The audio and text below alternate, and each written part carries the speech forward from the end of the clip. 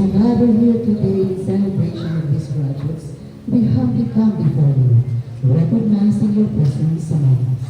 We acknowledge that each one of us is beautifully and wonderfully made by your hand, fashioned with purpose and love. Grant us, O Lord, your wisdom and guidance as we reflect on the journey that has brought us to this moment.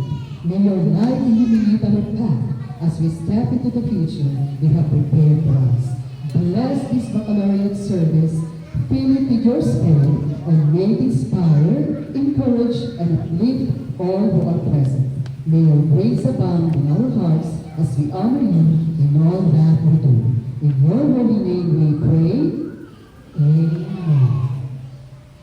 And now for our special song number, God is for us. Once again, let's all welcome our students. Yeah, but before that, the reading of the text to be read by Teacher Harry.